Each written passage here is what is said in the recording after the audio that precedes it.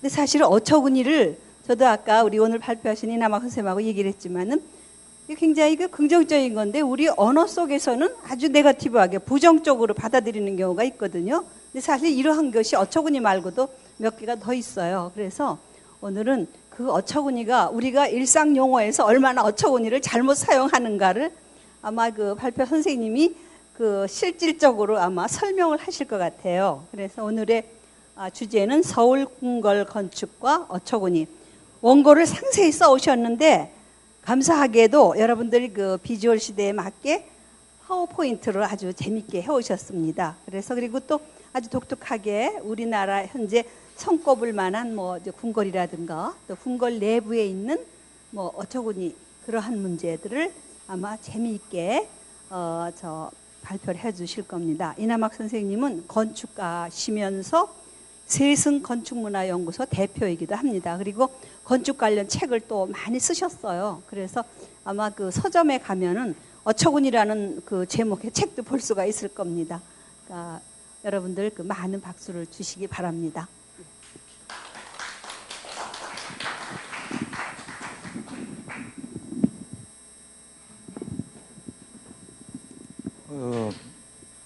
저 방금 소개받은 건축가 이남학입니다. 감사합니다. 여기 좀 앉아서 하겠습니다. 그리고 옷 좀 벗어도 되겠습니까? 네.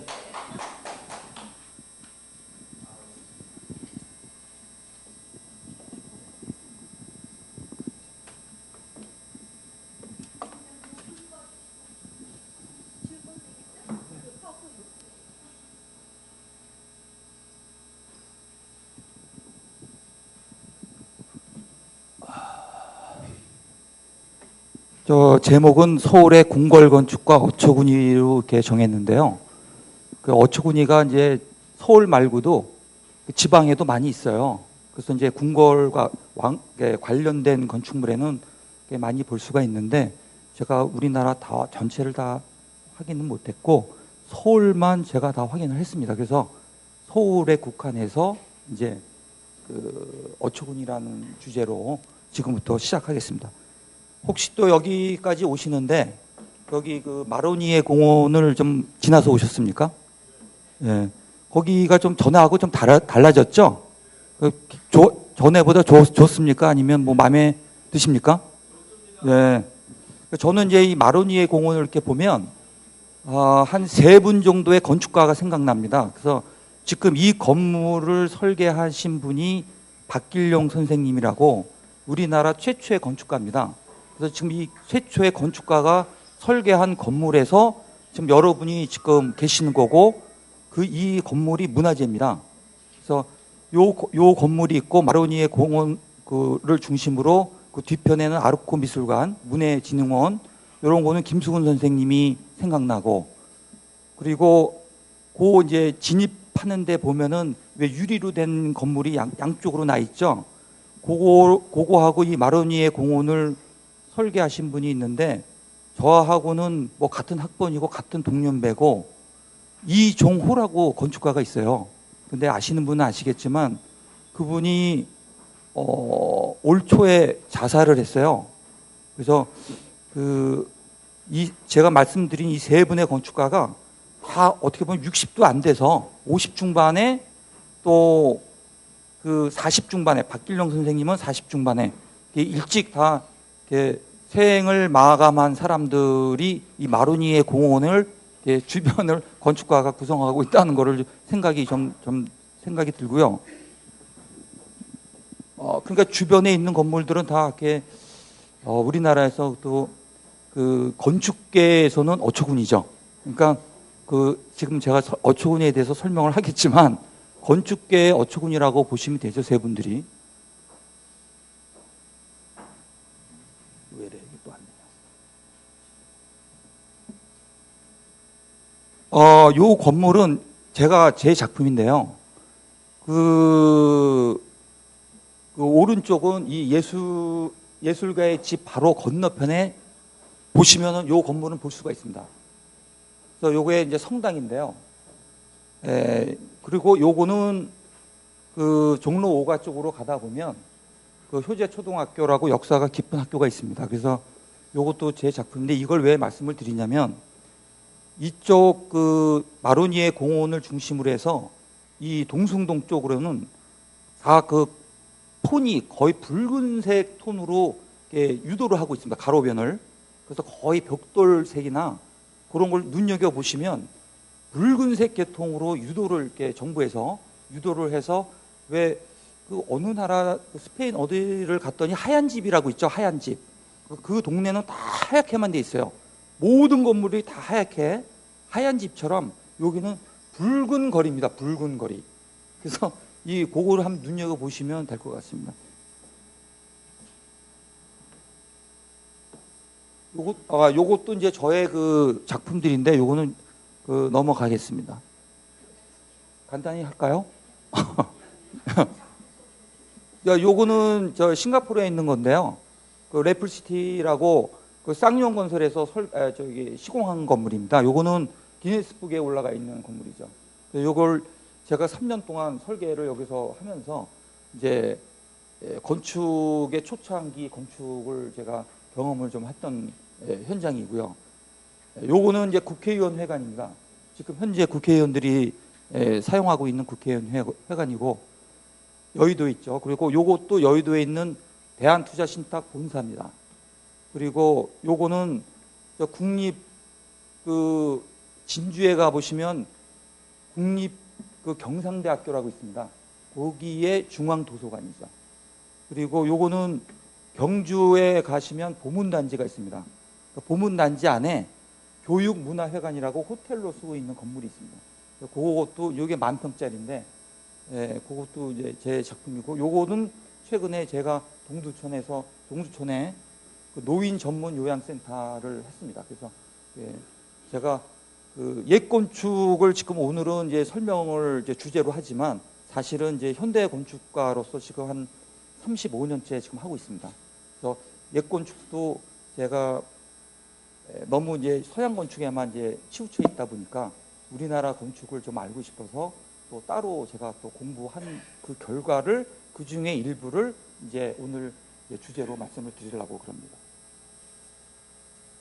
그래서 이제 제가 최근 3년 동안에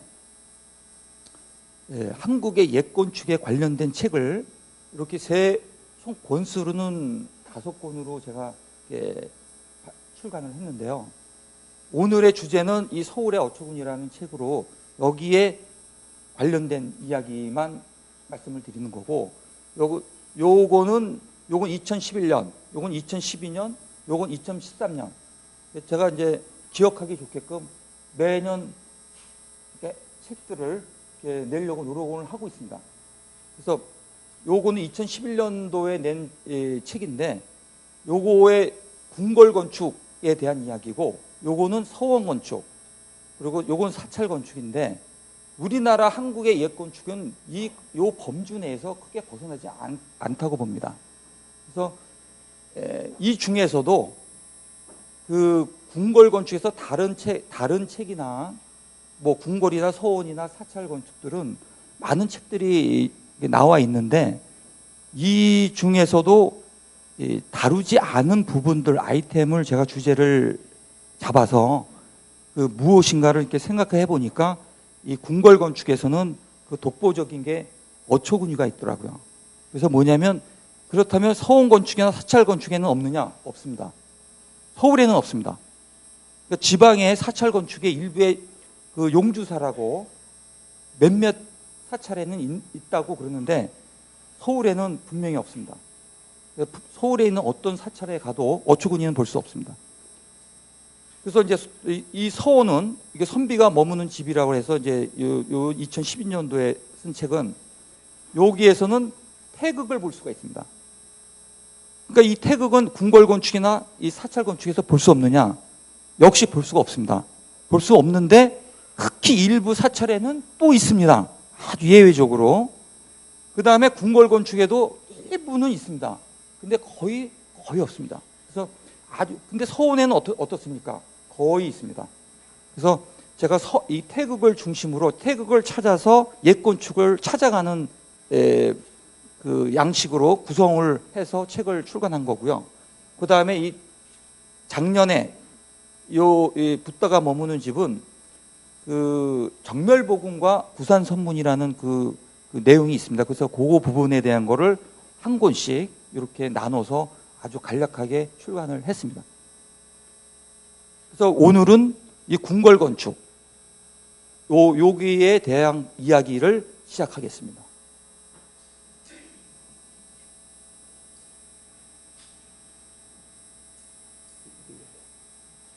그래서 오늘 이야기는 순서를 이렇게 잡았습니다. 그래서 그 어초구니에 대해서 이 궁금한 거를 제가 스스로 한 10가지로 질문을 오히려 제가 만들었습니다. 그래서 10가지에 대한 궁금한 거를 먼저 말씀을 드리고, 그 다음에 지금 사실은 학계에서는 잡상이라는 말을 쓰지 어초군이라는 말을 아주 싫어합니다. 그래서 저도 사실은 어초군이라는 말을 참 사용하기가 사실은 불편합니다. 하지만 일단은 잡상과의 차이점을 여기서 제가 설명을 하면서 말씀드리고, 그 다음에 어초군이에 올라가 있는 인물들을 이렇게 다 하나씩 이렇게 좀 소개해 드리겠습니다. 그리고 이제 서울에 있는 어초군이가 있는 그 궁궐건축 등 이런 데를 제가 답사한 그 결과를 정리해서 간략하게 아주 짧게 설명해 드리도록 하겠습니다. 그리고 마지막으로 숭례문의 어초군인데, 이 숭례문의 어초군이가 좀 수상하다. 결론은 그겁니다. 그래서 그게 왜 수상하냐? 그런 거를 마지막으로 제가 좀 말씀을 드리고, 그 수상한 것에 대한 그 저의 그 제안을 마지막으로 오늘의 이야기는 마무리할까 그럽니다. 자, 그래서 어초군이에 대한 궁금한 거 10가지를 보시겠습니다. 이 어초군이에 대한 그 이야기가 한 게 크게 보면 두 가지로 나눠져 있어요. 그래서 이분은, 여기 정진중이란 분은 그 잃어버린 어초군이를 찾아서 뭐 이거를 이렇게 좀 내세우시는 분이에요. 그래서 이분은 씨알머리 뜻 등을 지닌 순수한 우리말이다. 어초군이란 말이. 그런데 맷돌의 손잡이로도 사용되고 있고, 쟁기질할 때, 용두질할 때, 이렇게 할 때도 어초군이란 말을 사용하고, 지금 제가 말씀드리려고 하는 부분, 지붕 위의 신수도 여기에 같이 혼용하고 있다. 이 말씀을 이분은 이제 하시고 있고요. 그 다음에 또 다른 어초군이란 사전적 의미를 한번 보겠습니다. 요거는 이승 박사님이 그 편저하신 1961년도에 초판이 발행이 됐는데, 그 발행된 국어 대사전에 보면 여기 어초군에 대한 그 사전적 의미를 분명하게 적어놨습니다. 그래서 요거를 그대로 옮긴 게 요 글입니다.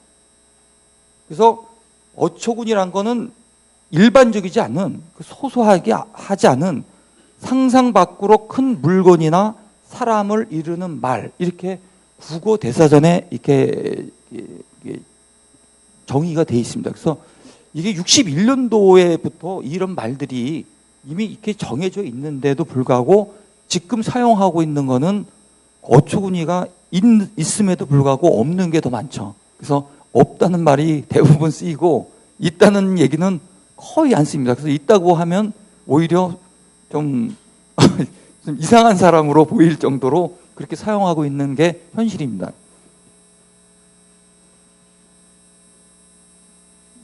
그래서 어초군이는 그러면 과연 어느 나라에서 있나요? 어느 나라 가면 찾아볼 수 있나? 서양에는 없습니다. 그리고 동양에는 한국과 중국만 있습니다. 그래서 중국에 있는 것을 잡상이라고 그러고, 우리 한국의 어초군이도 사실은 일반적으로 지금까지는 학계에서 다 잡상이라고 부릅니다. 근데 이제 제가 잡상과 구분을 좀 할 필요가 있지 않겠느냐. 우리나라 것만이 좀 다른 잡상과 중국의 잡상과는 다르기 때문에 좀 구분을 했으면 좋겠다라는 의도에서 지금 한국에는 어초구니란 말을 제가 쓰고 있습니다. 한편 일본에는 어초구니가 없습니다. 그래서 이게 왜 없을까? 이거 좀 더 깊은 연구가 필요하겠지만 제 생각에는 그렇습니다. 그 불교적인 그 영향력이 일본은 좀 약화돼서 그렇지 않은가라는 생각을 했습니다. 왜냐하면 이 어초구니 이게 좀 앞으로도 제가 이제 설명을 드리겠지만 그 대부분이 불교적 인물들이 많이 올라가 있습니다. 그래서 일본이 하나도 없는 이유가 아마 거기랑 연관이 돼 있지 않을까라는 생각을 합니다. 다음을 보시겠습니다.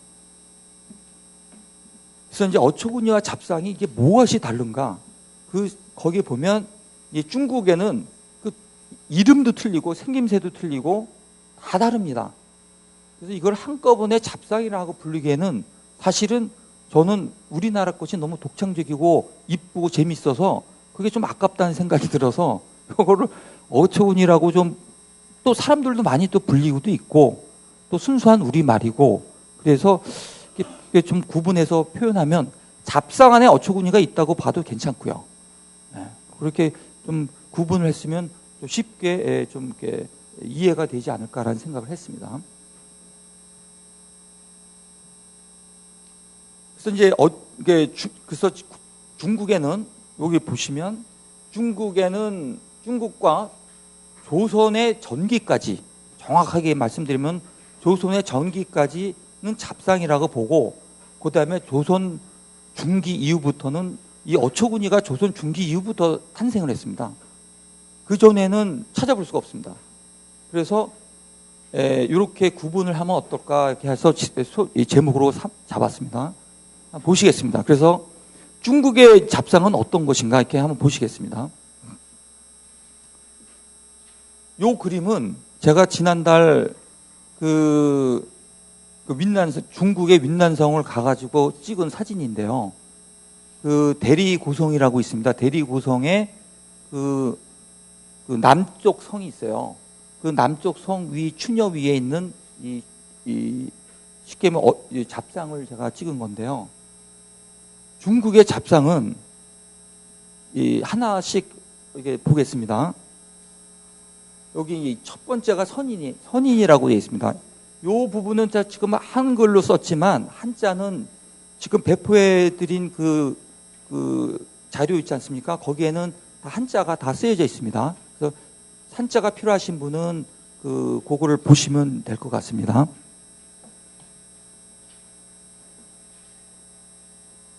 그래서 이 맨 앞에 자리 잡고 있는 것이 선인입니다. 선인은 요게 선인입니다. 근데 왜 제가 이거 다른 것보다 더 크게 했냐면 몸집이 제일 큽니다. 우리나라 것도 맨 앞에 있는 그 인물이 제일 크게 좀 일반적으로 크게 돼 있어요. 그래서 여기도 제일 크게 추녀 위에 올라가 있습니다. 두 번째는 용입니다. 용을 보면 요게 용입니다. 요게. 그 다음에 세 번째는 봉. 그 다음에 요게 사자. 다섯 번째 해마, 천마. 그 다음에 요게 아버입니다. 아버. 여기 물고기 모양이 나죠?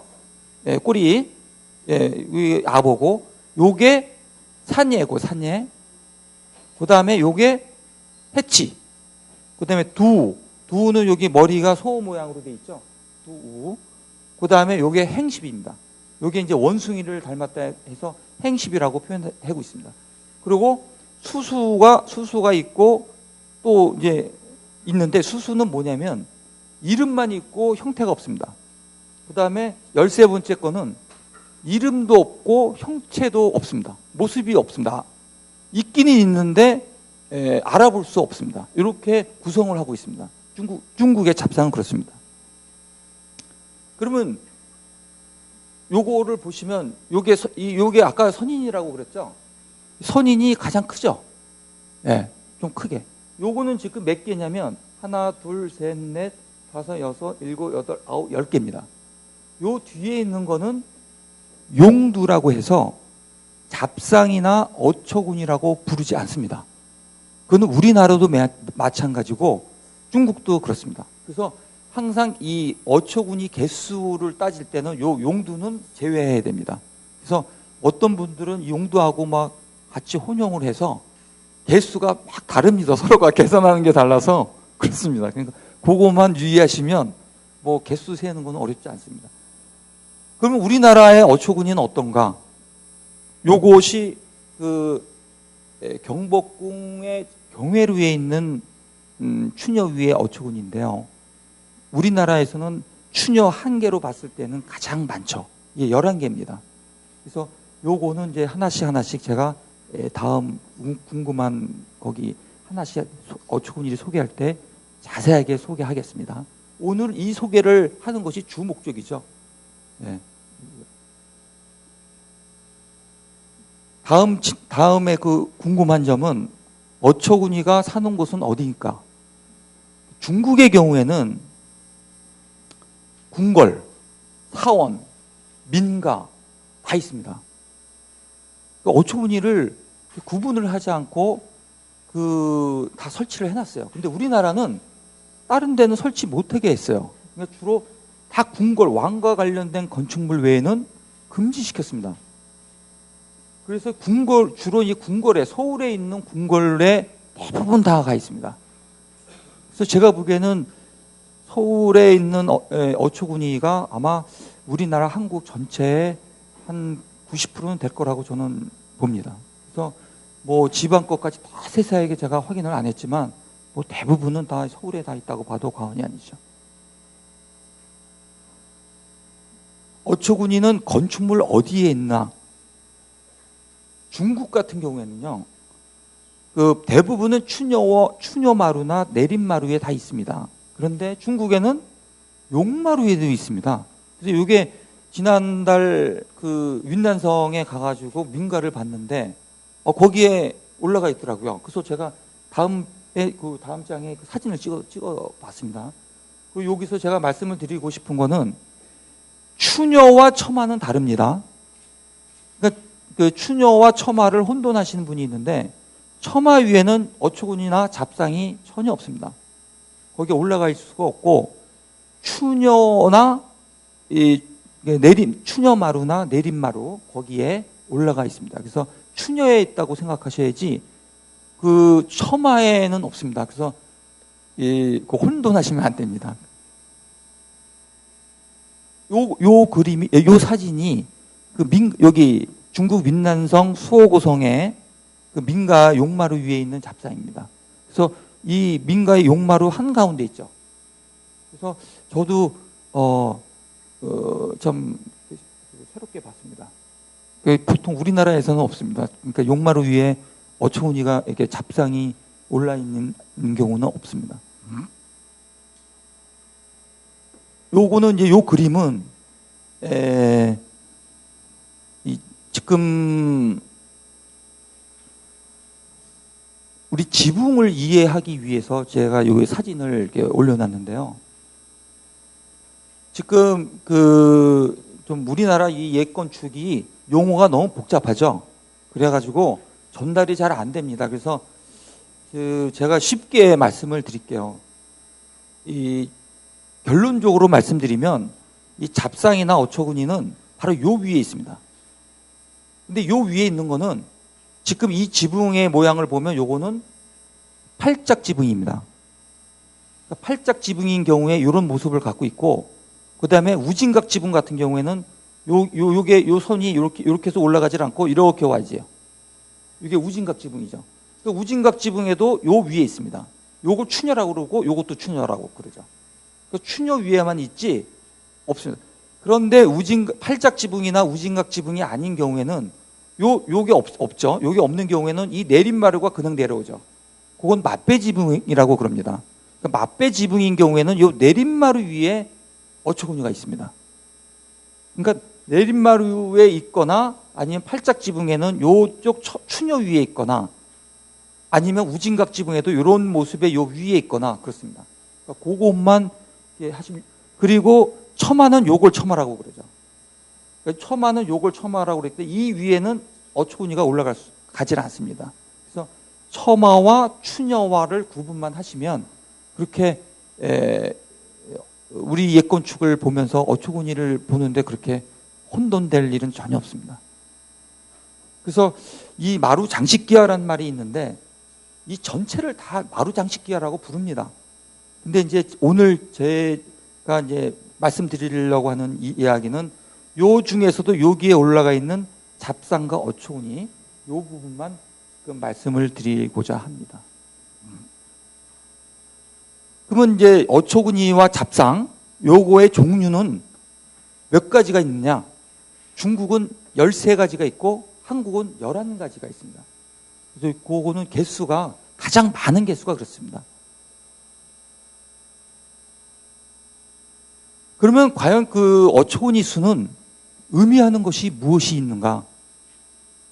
그래서 어초구니는 왕이 사용하는 건축물에만 있습니다. 우리나라의 경우죠. 왕이 사용하는 건축물에 있는데 이 황제라고 쓴 거는 그 덕수궁에 가시면 그 대한제국 시대에 그 황제가 잠시 있었잖아요. 그때의 황제란 말을 표현한 거고 대부분이 이제 왕이 사용하는 건축물 그 위에만 있습니다. 그래서 궁궐 건축의 위계 질서를 주기 위한 거고 어초구니 수가 많으면 그만큼 그 건축물은 아주 중요하다는 거죠. 그래서 요 다음에 제가 어초구니의 톱10을 제가 나름대로 또 정리를 해서 한번 쭉 소개해 드리겠습니다. 그러면 이 어초구니는 그 존재의 의미가 뭐냐? 뭘 의미하는 것인가? 왜 이 유교 건축물에 이 불교적인 그 인물과 그다음에 그 마법, 도법, 도교적인 인물 그런 인물들이 왜 여기 위에 올라가 있을까? 어초구니의 그 목적은 이런 거죠. 나쁜 기운이나 재앙 요거를 막아서 뭐 건축물이나 사람이나 다 안녕을 위한 거죠. 그래서 이 안녕을 위하기 위해서는 아까 그 어초구니의 그 사전적 의미로 있는 상상 밖으로 큰 인물의 초인적인 힘이 필요한 거죠. 그래서 그 초인적인 힘을 불법이나 도법이나 마법의 상징적인 인물로 그 등장을 시킨 것이라고 봅니다. 그래서 그것이 어초구니 존재의 의미입니다. 한국의 어초구니는 언제부터 등장했나요? 제가 우리나라에 그 나온 논문을 한 15편 정도 되는 그 어초구니와 관련된 논문을 제가 쭉 훑어봤는데요. 이 조선 중기 이후부터 어초구니를 지금의 우리가 볼 수 있는 어초구니를 볼 수가 있고 그 전에는 중국의 잡상이랑 같은 건지 같지 않은 건지조차 확인할 수가 없습니다. 그래서 출토된 것이 가끔씩 있는데 형체가 불명확해서 아직은 이렇다 할 그런 내용들을 찾아볼 수가 없습니다. 그래서 지금까지는 조선 중기 이후에 지금 우리가 볼 수 있는 어초구니가 등장했다 이렇게 보고 있습니다. 마지막 궁금한 건데요. 그럼 어초구니 순서에 특징이 있어요. 그건 무엇인가요? 이 어초구니는 그 구성원들을 쭉 보면 그 불교적인 인물이 불교의 상징적인 인물이 맨 앞에 주로 앉아 있습니다. 그리고 그 다음에 중간에 그 도법을 상징하는 인물 거기에 앉아 있고 맨 끝에 이제 마법의 상징적인 동물이 앉아 있습니다. 이게 대부분 모범적인 순서가 있습니다. 물론 간혹가다 그게 뒤바뀐 경우도 있는데 그게 일부러 뒤바뀐 건지 아니면 모르고 한 건지 그거는 그 건물마다 한번 파악해 볼 필요가 있습니다. 그래서 일반적인 거는 그 모범적인 순서가 있다는 걸 말씀드립니다. 그래서 이 초능력이 조선 중기의 사회상에는 마법보단 도법이 더 유력적이고 도법보단 불법이 더 힘이 크고 세다는 것을 보여주기 위해서 그런 이 어초구니 순서가 그렇게 자리 잡았다고 봅니다. 그래서 이것은 아마 서유기 그 오승훈 그 명나라 중기 때 오승훈의 그 서유기의 영향을 받아서 그렇게 된 것이 아닐까 이렇게 생각을 합니다. 그래서 지금까지 요거는 10가지는 질문도 제가 이제 예상 질문을 이렇게 뽑아서 말씀을 드린 거고, 나머지는 또 한번 또 보겠습니다. 그래서 지금 우리나라는 총 11개의 어초구니가 있는데 그 어초구니를 하나씩 이제 심층 분석 이제 속에 들어가겠습니다.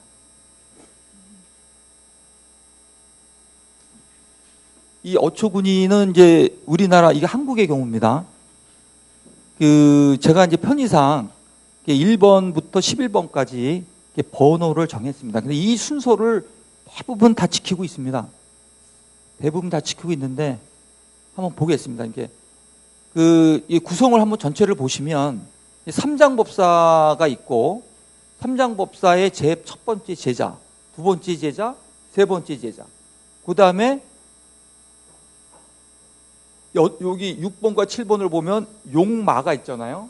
그 용마 스님이 삼장법사의 그 서유기에는 네 번째 제자로 나오죠. 그래서 이구룡과 마, 요거를 분신한 게 아닌가라는 생각을 합니다. 그래서 용도 등장을 하고 말도 등장하고 이렇게 보이고요. 그 다음에 다섯 번째에는 이 용마 스님보다 앞에서 주로 있습니다. 이기박이라고. 근데 요거는 이기박은 이 도법적인 상징적인 인물입니다. 도법에. 그래서 이 불법의 상징적인 인물들이 전방에 다 포진을 하고, 그 다음에 그 용마 스님으로 분신되는 이 불교적 인물을 앞에 이 도법이 존재를 하고, 그 다음에 다시 또 이 삼살보살이라고 불교적 인물이 들어가고, 이 천상갑은 마법의 상징적인 동물입니다. 그래서 그 다음에 10번째는 나토드라고 그러는데 이름은 있어요. 나토드라는 이름은 있지만 모습은 모릅니다. 그래서 아까 중국의 경우에도 수수라고 있었죠. 12번째. 같은 개념으로 아마 영향을 같이 받은 것 같습니다. 그리고 11번째도 이름도 모습도 보이지 않습니다. 있기는 있어요. 존재는 해요. 그러니까 우리가 보이지 않는다고 존재하지 않은 건 아니잖아요. 그래서 그런 의미로 이렇게 있기는 있는데 모습이 분명치가 않고, 그 다음에 이름도 없어요. 그래서 그렇게 구성을 하고 있습니다. 그래서 이게 한국의 어초구니의 구성은 이렇게 되고 있습니다. 그래서 하나씩 이제 삼장법사부터 들어가겠습니다. 요 모습은 2013년 그 복원 중인 그 숭례문의 그 어초구니들입니다. 약간 좀 희미하죠? 여기에 이제 여기서부터 삼장법사, 손오공, 그 다음에 저팔계, 사화상, 이기박, 그 다음에 이구령, 그 다음에 마화상, 그 다음에 그 삼살보살, 선상갑, 이렇게 해서 9개가 있습니다. 저는 이렇게 보면은 쉽게 구분이 되는데, 이제 이 소개를 제가 이제 설명을 할 건데, 인물을 소개할 텐데, 그거 한번 다 이렇게 소개 받으시면 금세 이렇게 구분하실 수 있습니다. 그래서 이제 요거는 각도를 달리해서 본 거죠. 그래서 삼장법사가 좀 큽니다. 이렇게 아주 우람하게. 그리고 이제 이게 갑옷을 입고 가장 큰 몸집이 제일 크게 해서 이렇게 줄 서서 이렇게 앉아 있습니다. 자, 이제 첫 번째 삼장법사입니다. 그 이름은 참 여러 가지가 있죠. 대당사부도 있고 현장도 있고, 현장 스님이 그 성원 진씨죠, 진씨. 진나라 진자에 있는데. 그 인간으로 태어나서 부처가 된 인물이죠. 결국은 소유기에 보면 최종적으로 이 삼장법사는 부처가 됐죠. 손오공하고 같이. 근데 사화상은 나한이 됐고, 부처가 못 됐습니다. 부처 바로 직전에 나한까지 올라갔고, 저팔계는 나한도 못 됐고, 이렇게 됐습니다. 그래서 이 삼장법사는 대표적인 인물로 몸집이 가장 크다.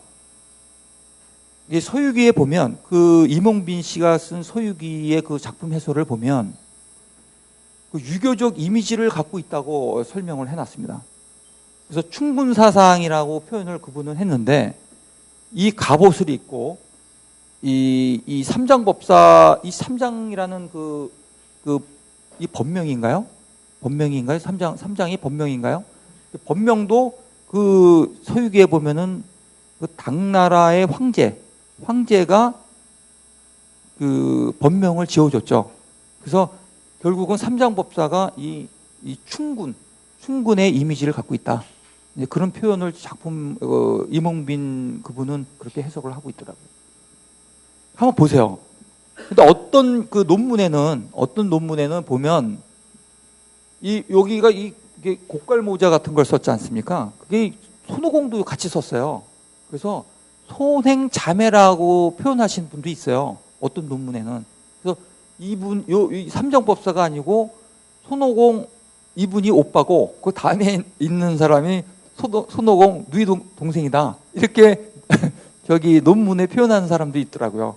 근데 제가 보기엔 그렇지 않습니다. 그게 1920년에 그 상화도라는 그 어초군이의 답상에 대한 우리나라의 그 아주 오래된 책이 있는데 그 책을 보면 대당사부라고 분명히 나와 있습니다.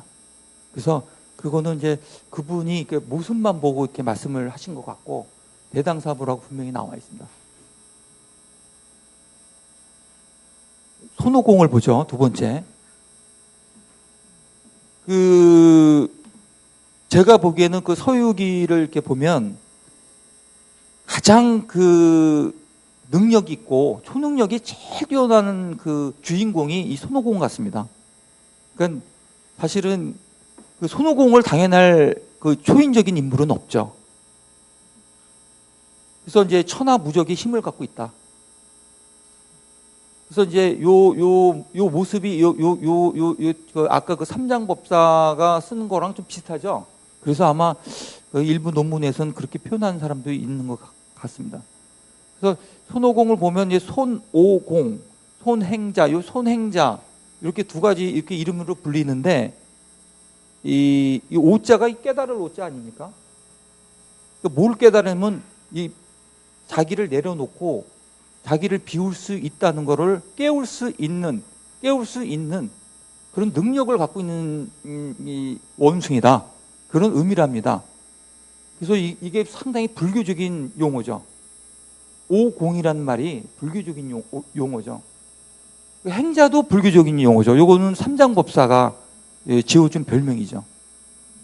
그래서 그 형체는 원숭이지만 우리가 손씨를 보면 이 손이라는 것도 얘기하면 제가 좀 말이 좀 길어져서 그런데 뭐 이렇게 이게 자자가 되고 손자를 이렇게 한자를 이렇게 파하면 자자가 되고 이건 개자가 되지 않습니까?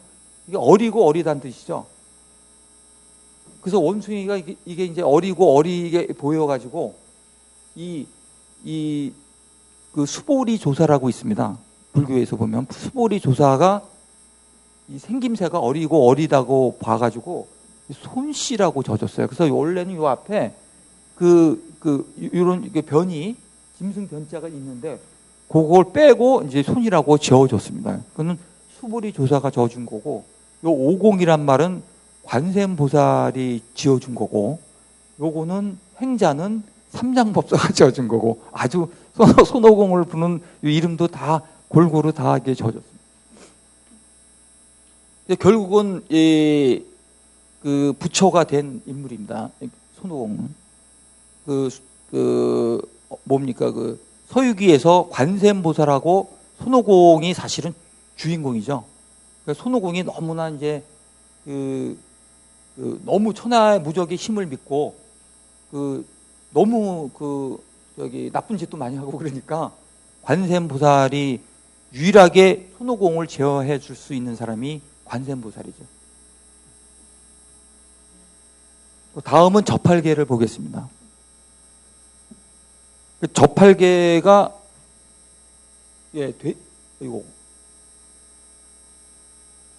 돼지 저자를 쓰는데 이 팔계를 지킨다는 뜻에서 이것도 이제 팔계도 이게 다 불교 용어죠. 이거 다 불교 용어입니다. 그러니까 오능도 자기가 깨칠 수 있는 거를 능히 할 수 있다.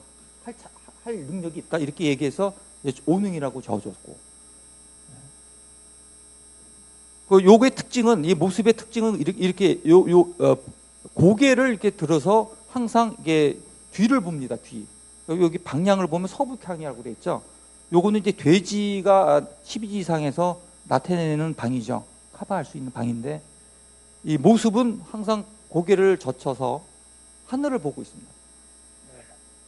하늘을 보고 있는데, 요거를 잘 기억해 두십시오. 왜냐면 숭례문의 고기에서 제가 이제 말씀을 드릴 때 이 고개를 젖히어서 문제점, 그거를 제가 이제 기억만 해두시면 되는데 제가 설명해 드리겠습니다. 여기 돼지는 평생 하늘을 못 보고 살죠? 봅니까? 그 하늘 보면서 본 돼지가 있습니까? 보신 적이 있습니까? 저는 못 봤는데요. 이 유일한 돼지입니다. 그러니까 하늘을 바라볼 수 있는 유일한 돼지가 저팔계입니다. 이 어초구니에서만 볼 수 있습니다. 그러니까 실상에서 볼 수가 없습니다. 자, 그 다음 네 번째는 사오정입니다. 여기서 보면 모래 사자 쓰기도 하고 사자 사자를 쓰기도 하고 모습은 사자를 닮았어요. 그래서 사자처럼 생겼다 해서 사자를 쓰기도 하고 이 사오정의 사자는 모래사인데 여기 고비 사막을 의미하잖아요. 그 서유기에 보면. 그래서 거기에 고비 사막에서 살던 요괴죠. 그래서 이제 그 반도대회, 그 천상에서 반도대회 하다가 지금 손오공이나 서유기에 보면 다 모두 저팔계나 한번 난리 한번 치고 다 내려온 거 아닙니까? 그래가지고 이 사오정이는 지금 그 고비 사막에서 살면서 나쁜 짓, 요괴 활동을 하면서 하다가 결국은 손오공한테 이제 제자, 삼장법사의 제자로 들어가고 이렇게 서유기는 그렇게 나타나 있습니다. 그래서 여기서 화상이라는 말도 여기는 승려를 뜻하죠. 승려를 뜻합니다. 화상이. 그 다음에 옛날 우리 오래된 책 중에 어처구니랑 관련된 책 중에 상화도는 아닌데 상화도와 버금가는 책 중에 산화승이라는 또 이 용어가 나옵니다. 근데 그 산화승이 일반 다른 논문에서는 사화상이라고 표현하는 사람도 있어요. 근데 제가 보기엔 그렇지 않습니다. 이렇게 산화승이나 사화상이나 발음이 비슷하죠. 산화승, 사화상, 그래서 발음이 비슷해서 또 이 승이 화상의 승이고, 그래서 아마 또 이게 이 산화승이 자리하고 있는 자리도 앞에서 네 번째입니다. 그래서 위치도 이 사오정의 위치랑 같고, 그래서 요거는 제가 여기다가 집어넣은 겁니다. 사실은 요거는 얘기거리가 좀 될 수가 있지만 제가 보기에는 산화승이 그분이 그 논문에는 잘못 해석한 게 아닌가 이런 생각이 듭니다. 사오정은 그 역할이 삼장법사의 시자죠. 비서실장이죠. 그래서 그 역할을 했는데 하여튼 그 역할만 해가지고 이 서유기에서는 원래가 사오정이가 삼장법사의 두 번째 제자죠. 제자인데 저팔계한테 밀린 겁니다. 그러니까 하는 역할이 용맹하지가 않아요. 사오정이는 신중하죠. 상당히 신중한 스타일이라 용맹하지 않고 싸움 잘 안 하려고 그러고 그래서 세 번째 삼장법사의 세 번째 제자로 밀려가지고 어초구니가 항상 저팔계 뒤에 앉아 있습니다. 그리고 또 사오정은 또 이렇게도 쓰죠. 저기 깨끗할 정자도 쓰죠. 그래서 사오정이 쓰는 게 사오정 이렇게 쓰기도 하죠. 그래서 이제 요걸 보면 손오공과 저오능과 사오정을 보면 가운데가 다 깨달을 오자가 들어가 있어요. 공통점이. 그게 보니까 요거는 오의 삼형제라고 제가 이름을 붙였습니다. 네. 이 다음을 요거는 이귀박인데요. 요거는 도법의 그 상징적인 인물이라고 말씀드렸죠. 요거는 이제 머리에 3개의 뿔이 있습니다. 근데 여기서 보면 또 이제 준구 또는 준견이라는 말도 표현을 하죠. 개를 뜻합니다. 개. 요거 표현도 하는데 여기서 이제 제가 말씀드리고 싶은 거는 여기 박이라고 있어요. 박.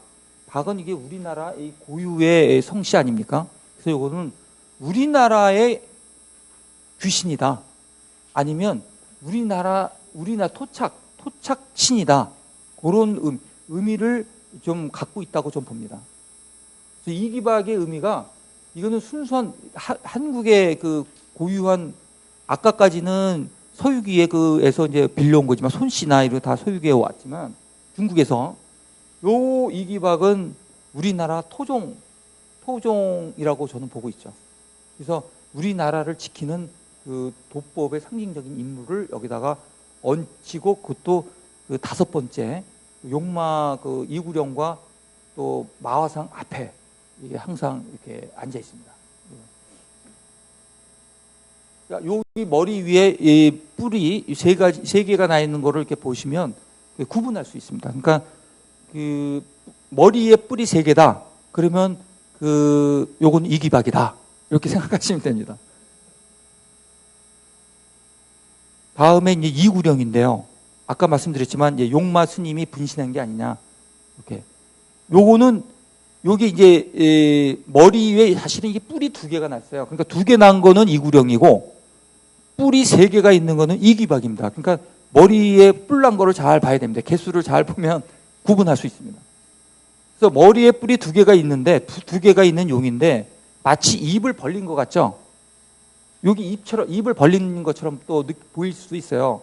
그래서 머리가 뿔이 2개인데 또 입을 벌리고 있는 용이다. 이렇게 볼 수 있습니다. 그래서 아무튼 요 모습은 이렇게 생겼습니다. 이렇게 잘 보십시오.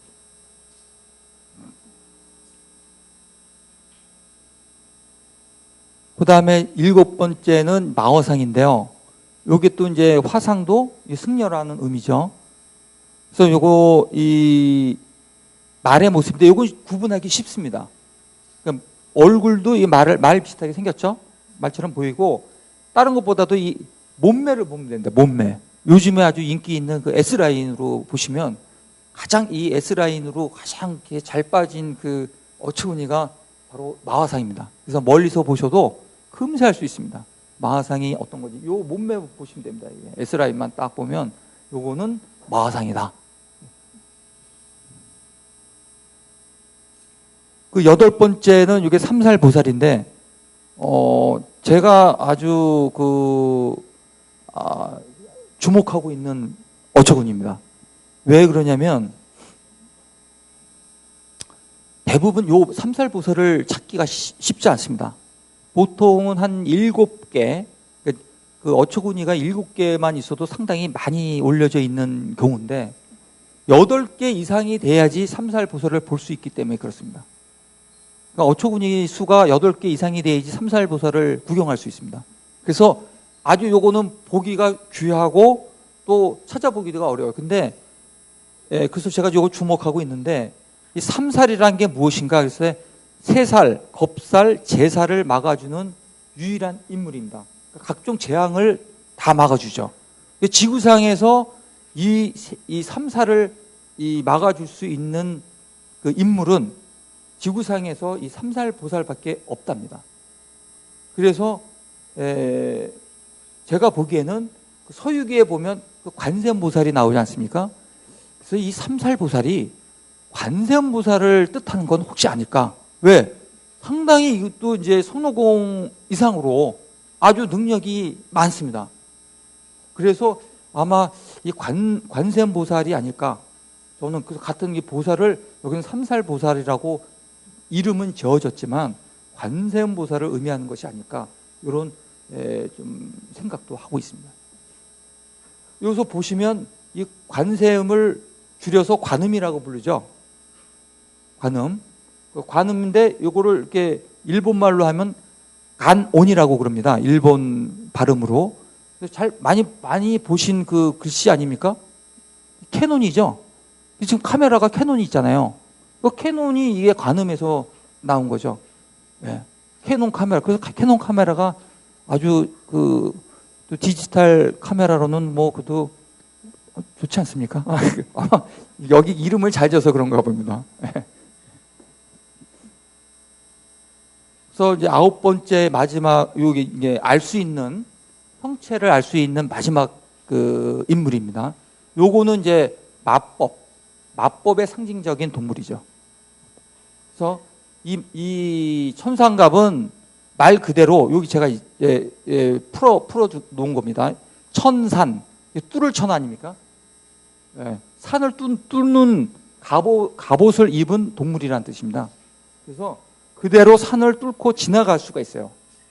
그래서 여기는 투과의 능력이 있어요. 그래서 어디 거칠 게 없습니다. 다 그냥 투과할 수 있는 초능력을 갖고 있어요. 그런데 이 천상갑은 특징이 뭐냐면 이 등에 이렇게 6개의 뿔이 나 있어요. 그 뿔이 6개가 이렇게 쭉 나고 이렇게 곱게 쭉 나 있는 걸 보시면 아, 요거는 천상갑이다. 이렇게 보시면은 멀리서도 다 확인할 수 있습니다. 그래서 8개 이상, 보통 9개가 들어가 있는 데는 천상갑을 쉽게 볼 수가 있습니다. 이 천상갑은 한 가지 또 더 특징은 뭐냐면 실존하고 있는 동물입니다. 우리나라에는 없지만 저기 동아시아 저쪽에 가면은 실제적으로 지금 볼 수가 있답니다. 그래서 이 천상갑은 이가 없답니다. 이빨이 없답니다. 이가 없어가지고 주식을 개미로 한다. 개미를 먹는답니다. 주로 주식이 개미고 그리고 혼자 산답니다. 결코 누구랑 같이 안 사는 동물이랍니다. 이렇게 하고 이제 모습도 없고 이름도 없는 요 나머지 나토드는 이름만 있고 모습은 알 수 없고 그래서 제가 아지랑이 같은 인물이라고 제가 표현을 했습니다. 그러니까 아지랑이가 이름은 있잖아요. 근데 잡을 수 없잖아요. 그런 같은 의미가 아닌가 뭐 그런 생각을 했습니다. 그 다음에 이제 맨 마지막에는 있긴 있어요. 있긴 있는데 이름도 모습도 알 수 없는 인물이죠. 그래서 요거는 이제 제가 이제 이렇게 부르면 어떨까 싶어서 써놓은 건데요. 이런 의미가 있으나 존재하고는 있으나 알 수가 없는 거는 무한한 그 지킴이 역할을 하고 있는 것이 아닌가. 지키는 것이 능력이 무한히 있다. 언리밋이다. 뭐 이런 느낌을 주려고 의도적으로 이렇게 형체도 이름도 주지 않은 게 아닌가 이렇게 생각을 했습니다. 그래서 모르는 거죠. 이름도 모르고 형태도 모르고 알 수가 없으니까. 근데 지키고 있어요. 그래서 우리 말에도 모름지기란 말이 있죠. 모름지기, 모름을 지키는 말이죠. 모름지기, 우리 모름지기 뭘 해야 된다. 당연히 뭘 해야 된다. 요것도 올바르게 쓰여지지 않은 말 중에 하나죠. 모름지기, 당연히 뭐 이렇게. 그래서 모름지기는 사실은 요런 의미죠. 있긴 있는데 알 수가 없어요. 근데 그 알 수 없는 상태에서도 내가 꾸준히 지킨다는 의미가 모름지기가 아닌가. 사실은 이렇게 생각을 합니다. 그래서 여기까지가 이제 우리나라 한국의 어초구니의 전부입니다. 요거의 구성이고,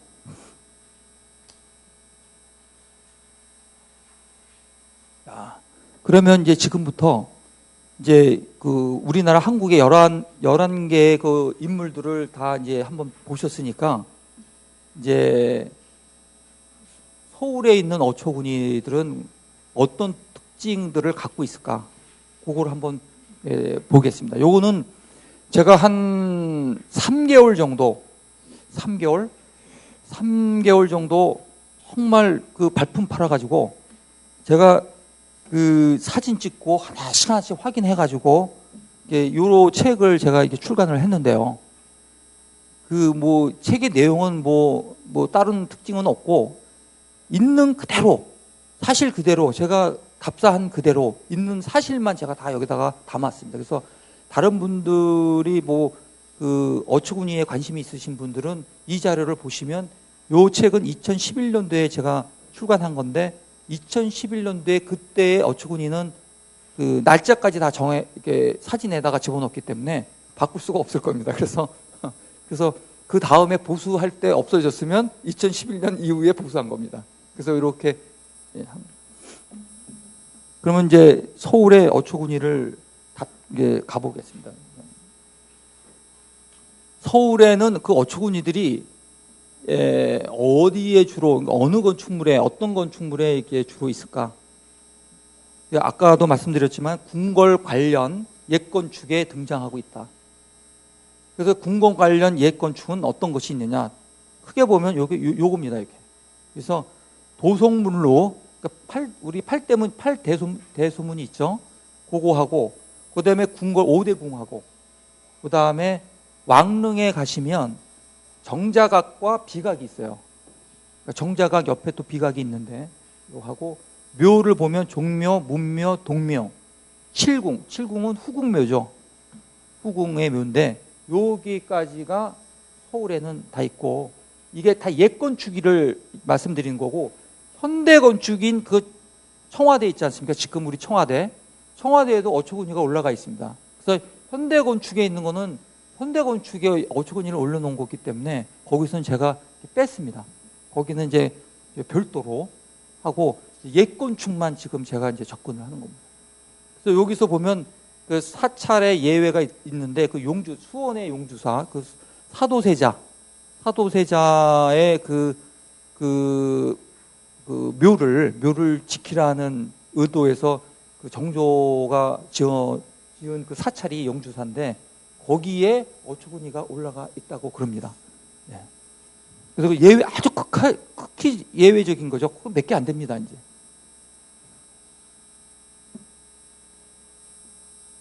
그 어처구니 수를 요거는 이제 어처구니 수는 1개부터 11개까지 다 있습니다.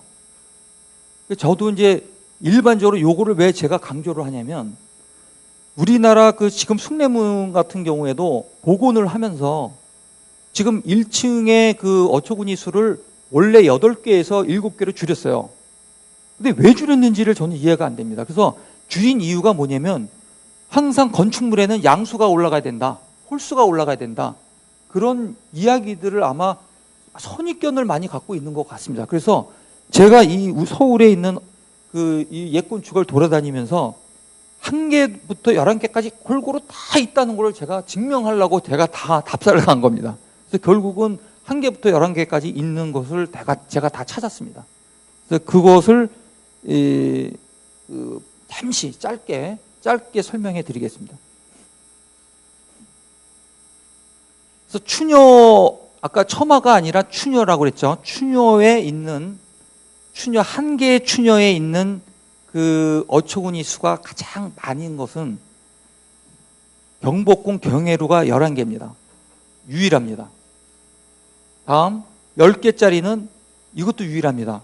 덕수궁의 중화전이 그렇습니다. 요거는 황제 그 정궁으로 썼기 때문에 황제의 정궁으로 썼기 때문에 다른 데보다 1개를 더 올려놨습니다.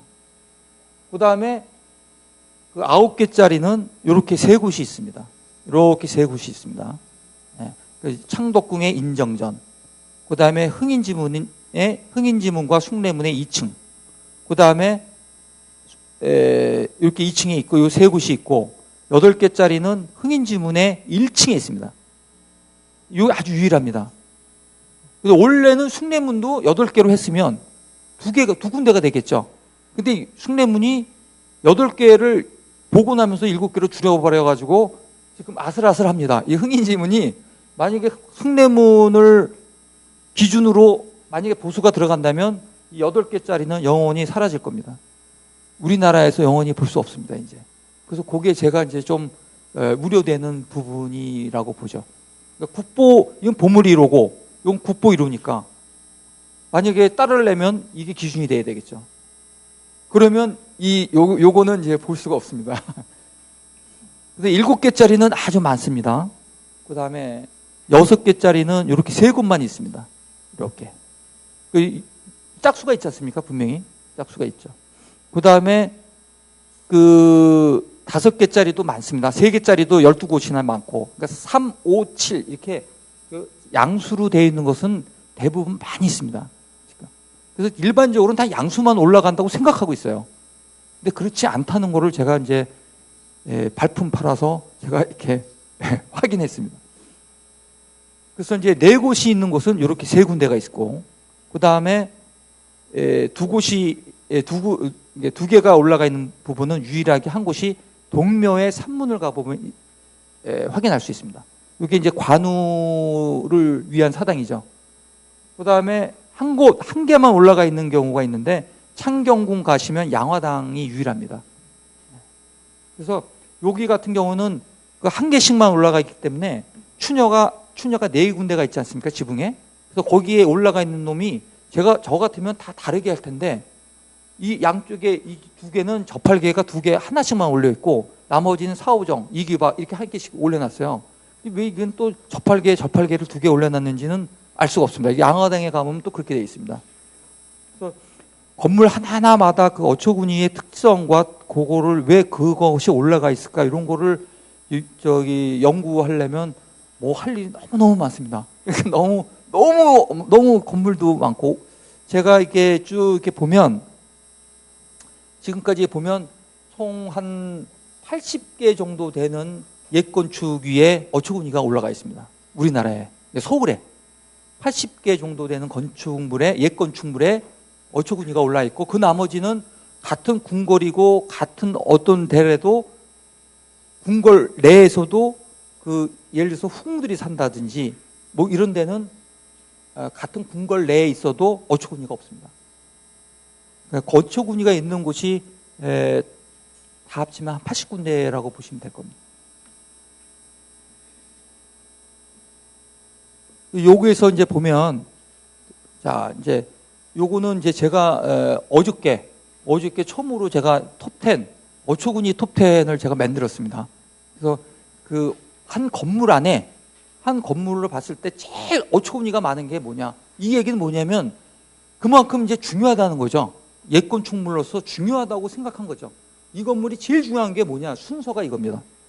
그래서 보시면 1위가, 톱10 중에 1위가 창덕궁에 있는 인정전입니다. 대부분 사람들은 9위의 경회루라고 생각하고 있어요. 요건 추녀 하나가, 여기는 단층입니다. 경회루는 단층이고, 요 창덕궁은 지붕이 2개입니다. 2층입니다. 그래서 추녀가 총 8개가 있고, 여기 이 경복궁 경회루는 추녀가 4개밖에 없죠. 그래서 지금 인정전 같은 경우에는 18개가 있다는 거는 1층, 2층을 합쳐서 18개가 있고, 4개의 그 추녀를 다 한꺼번에 계산한다면 곱하기 4씩 다 하면 됩니다. 4씩 하면 됩니다. 그래서 창덕궁의 인정전이 톱10 1위고, 그 다음에 흥인지문이 현재로는 2위를 달리고 있습니다. 그 다음에 숭례문이 아까 말씀드렸던 그 1층에 8개에서 7개로 줄이는 바람에 3위로 내렸습니다. 그래서 요것이 제가 좀 안타깝다는 게, 숭례문이 국부 1호고 가장 상징적인 건물인데 왜 동대의 흥인지문하고 최소한 격을 갖게 해야지 왜 요거는 격을 떨어뜨렸을까? 그것이 계속 저의 그 의문점을 갖게 만드는 결정적인 이유 중에 하나입니다.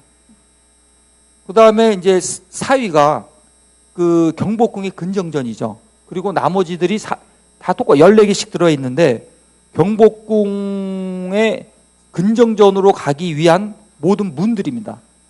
그러니까 근정전까지 접근을 하려면 이 문을 반드시 거쳐야 됩니다. 그래서 여기까지는 다 같이 14개의 어처구니가 올라가 있습니다. 공동사입니다. 공동사위. 그런데 창덕궁의 도남문만 유일하게 14개가 올라가 있습니다. 창덕궁만. 그래서 경복궁이, 요거에서 한 가지 우리가 이제 놓치면 안 되는 이유 중에 하나는 창덕궁의 도남문이 가장 오래됐습니다. 그리고 요 근정전까지 가는 요 건물들 어처구니나 요 한 것들은 이거보다는 나중에 어처구니들을 세운 걸로 보입니다. 그래서 새로 복원을 하면서 광화문도 계속 경복궁을 계속 복원하면서 어처구니도 이제 새로 들어가서 특히 경복궁 같은 데를 가보시면 그 어처구니가 아까 제가 말씀드린 11개의 그 어처구니하고는 전혀 다른 어처구니들이 많이 볼 수 있습니다. 이름도 없습니다. 모양도 이상한 모양이 들어가 있는 게 있습니다. 그렇다고 모름지기냐? 그게 아닙니다. 그래서 그거는 조금 더 이렇게 좀 깊이 좀 어처구니에 대한 좀 깊이 있는 연구를 통해서 그 복원도 하나씩 제자리를 찾아가야 되지 않을까라는 게 제 바람입니다. 그다음 그 9위를 보면 이제 경회루고 그다음에 중화정과 창경궁 홍화문이 2층 지붕이기 때문에 10개로 공동 10입니다. 그래서 여기까지만 제가 톱10을 이렇게 잡고 이게 다음으로 넘어가겠습니다. 요거는 이제 그래서 이제 이 사진을 한번 이제 보시죠. 이게 이제 이게 창덕궁이 제 톱10 중에 1위죠. 1위 인정전을 보시죠. 이게 인정전입니다. 그래서 보면 이게 지붕이 2개 층이 있죠. 그래서 여기도 9개가 다 있고 여기도 9개가 있습니다. 그래서 합쳐서 18개가 있고 그 18개라는 표현이 그 의미고 요거는 이제 경복궁의 근정전인데 근정전을 보면 요거는 7개 돼 있습니다. 따라서 무슨 의미냐면 이 인정전이 경복궁보다는 더 중요하다는 의미를 갖고 있죠. 어처구니 수가 훨씬 많다는 게. 아마 이게 대부분 우리가 그 정궁으로 창덕궁 인정전을 정궁으로 더 오래 쓰고 또 실질적으로 오래 썼기 때문에 어처구니가 많이 올라가 있는 걸로 저는 생각합니다. 요거는 이제 그 다음에 요 덕수궁의 중화전을 보시면 요건 단층으로 돼 있죠. 요거는 2층 지붕이 2개 층이고 요거는 단층으로 돼 있죠. 그래서 그걸 보시면 10개로 돼 있습니다. 요거는 이제 도성문인데요. 우리 요것이 흥인지문이고 17개. 요게가 9개. 요게 8개. 숭례문은 9개, 7개. 이렇게 되어 있습니다. 그 다음에 창덕궁의 도나무는 7개. 여기서 뭘 느끼냐면 궁궐의 정문보다는 이 흥인지문이나 숭례문의 경우가 요 2층에는 도남문보다 2개가 더 많습니다. 보강을 해뒀다는 거죠. 어처구니를. 그 다음에 여기 흥인지문을 보면 여기보다는 1개를 더 올렸어요. 그만큼 중요성을 더 부각을 시켜주는 것이 흥인지문인데 숭례문도 같은 맥락에서 봐줘야 되지 않을까 최소한 그런 생각이 이거를 더 낮출 이유는 전혀 없거든요. 근데 그것이 지금 이번에 숭례문 복원하면서 지금 나타난 결과입니다. 그래서 그거에 제 의문을 계속 잡고 있는 거죠. 요거는 이제 경복궁의 경회루의 모습인데요. 요것도 이제 건물로는 요게 2층이에요. 그렇지만 지붕은 단층이죠. 건물로는 2층이지만 지붕은 단층이라 여기 11개로 이게 되어 있습니다. 다음을 보시죠. 요거는 이제 제가 이제 서울의 어처구니를 쭉 보면서 삼장법사가 대부분 다 앞에 자리하고 있는데 삼장법사가 맨 앞에 자리 잡지 않고 있는 건물이 딱 네 곳이 있더라고요. 그게 바로 여기입니다. 삼장법사가 그러니까 아까 80군데가 있다고 말씀드렸잖아요. 80군데에 있는 건축물 중에 이 4곳만 맨 앞에 삼장법사가 빠져 있습니다. 그래서 왜 그럴까요? 보시면 궁궐에 2개가 있고 릉과 묘가에 1개씩에 있는데 이 궁궐에는 경복궁 수정전이 그랬고 창경궁의 양화당, 그 다음에 릉에는 정릉 있잖아요. 정릉. 이게 조선 최초의 왕릉이죠. 예, 강비의 능이죠. 이분 경우에 없습니다. 그 다음에 칠궁, 동의라고 아시죠? 동의의 그 묘죠. 동의의 묘. 거기에도 없습니다. 그러니까 삼장법사가 없는 곳이 요렇게 딱 4군데만 있습니다. 그래서 삼장법사가 없이 그 다음에 손오공이 들어오든지 다른 또 인물이 들어오든지 저팔계가 들어오든지 이기박이 들어오든지 이렇게 배치하고 있습니다. 요거는 이제 제가 처음에도 몰랐는데 또 얼마 전에 가보니까 진짜 그렇더라고요. 자꾸만 가볼 때마다 새롭게 봅니다. 맨 처음에 다 눈에 안 들어오는데 저도 이렇게 볼 때마다 아니 저팔계가 돌아앉아 있더라고요. 그래서 왜 이렇게 돌아앉아 있는지 저는 지금도 모릅니다. 보실까요? 요게 창덕궁 대조전인데 여기 말고요. 요 추녀 위에 여기 침전이죠. 침전 위에 요거를 확대한 것이 요겁니다. 그런데 보면 여기 네 번째에 보면 이게 저팔계죠. 아까 저팔계가 하늘을 쳐다보고 있다고 그랬잖아요. 뒤로 돌아보면서 고개를 쳐들어서 반대로 앉아 있습니다. 거의 뒤돌아 앉아 있어요. 근데 여기만 그렇습니다. 이쪽에는 안 그래요. 근데 왜 요게 저팔계가 왜 뒤돌아 앉아 있는지, 저절로 지가 돌아 앉은 건지 누가 돌려놨는지 그 의도는 저는 모르겠습니다. 제가 보기에는 이곳이 잘못 놓인 것 같습니다. 이걸 돌려서 이렇게 배치를 해야 되는데 일부러 한 것 같지는 않습니다. 이렇게 되면 좀 민망하지 않겠습니까? 뒤하고. 그러니까 그 순서가 있는데 그렇습니다. 그래서 요게 그 참 재미난 그 장면을 발견을 했습니다. 지금부터는 이제 시간이 괜찮습니까? 괜찮습니까? 네. 요것도 이제 숭례문과 어처구니에 대한 거를 짤막하게 또 하겠습니다. 그러니까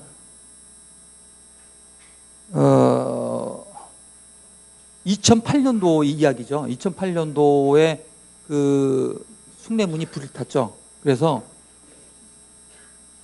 이건 또 저의 생각인데요. 제목을 불타는 어처구니 이렇게 해가지고 여기에 삼살보살이 없었습니다. 1층도 없었고 2층에도 없었습니다. 삼살보살이 아까 그 역할이 이런 것들을 막아주는 그 역할을 좀 하는데, 삼살보살이 제가 이렇게 찾아보니까 복원전이나 직금이나 삼살보살은 다 누락이 되어 있습니다.